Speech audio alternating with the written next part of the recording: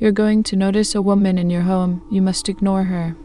It was December of 1999 when she infested our quiet Midwestern home. My father called for me from downstairs. I assumed it was time for dinner. He was standing at the bottom of the stairs and had his hand up in an effort to keep me from coming down. The moment I saw the panic in his eyes, I knew something was wrong. "I want you to listen to me very carefully," he said. My heart started to race as he continued. "It's very important that you keep your eyes on me. You're going to notice someone else in our home, but you must ignore her as much as possible."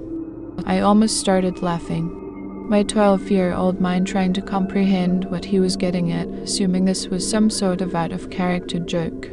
Before I could respond, he continued. "She's going to whisper things, follow you, and whatever else she can to get your attention. It's going to be very difficult, son, but you must never interact with her. I promise she will leave, but only if you pretend she isn't there, and try not to think about her. Promise me." There were so many things I wanted to ask him, but I was too frightened and confused. I managed to spit out, "Okay, Dad." "All right, come downstairs. It's time for dinner. Hurry, I've made her stronger just by telling you. But I had to. I can't afford you looking at her by mistake. Trust me. Now stay focused." He barked. I did as I was told and slowly crept down the stairs, keeping my eyes glued to my father's as he backpedaled into the kitchen. I felt the temperature drop significantly as I reached the first floor. I smelled a familiar, sickening and sour scent in the air. It reminded me of the time a raccoon died in our wall and stunk up the house for a whole week. My father and I sat down at the table at the same time. My sister was across from me. Her head hung and her eyes stared at the empty porcelain plate in front of her. My mother pulled a casserole out of the oven. Her eyes were swollen and tear-stained. I kept my focus on my family, but out of the corner of my eye I could see a blurry mess of dark, matted hair and sickly, grey skin. There was no energy in the kitchen, drained of all the warmth and laughter that usually accompanied our meals.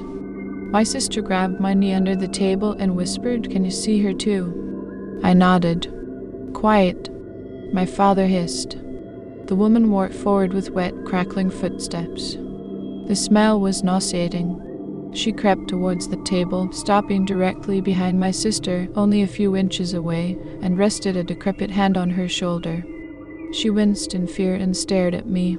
I immediately put my head down.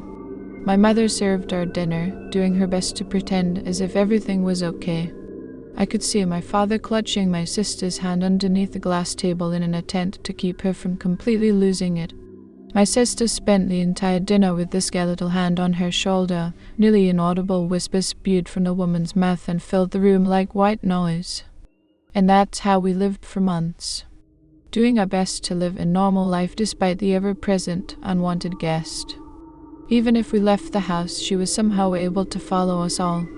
Whenever the four of us were in the car, she could be seen in the rear-view mirror or standing on the side of the road. My parents didn't let anyone visit and never let us stay at friends' homes during the months of hell.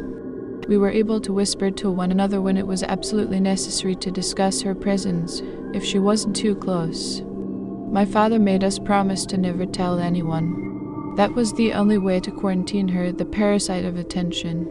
We concluded that she infected a single household at a time, unable to be seen by anyone outside the home unless their mind had been tainted with knowledge of her existence. I learned a few years later that my father was the reason for her arrival. His sister, back in the 70s, had been infected from another, and it followed my aunt into their home. In 1999, for whatever reason, my father struggled to keep the thought of her at bay. In turn, he brought her back into his life, and ours. We kept the promise of keeping her a secret from others, and it was the hardest thing we've ever done. All of us tried leaving the house as a group, and she followed. We couldn't bring ourselves to break our family apart. It was hardest for my mother, who was stuck alone with her while we're at school, and my father was at work. Everything changed the day my mother broke.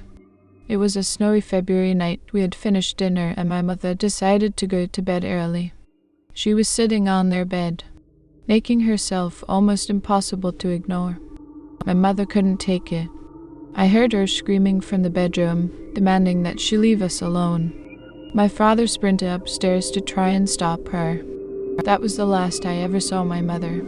A pool of blood on the white carpet was all that remained. The woman was still there, but my mother was gone. In the following weeks, she whispered to me. She told me I could see my mother again. All I had to do was look and ask how. I never did.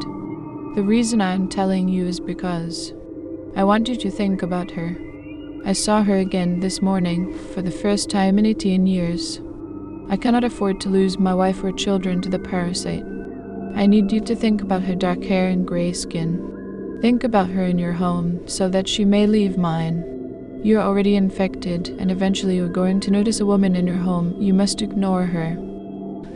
It's for your own good. I'm so sorry.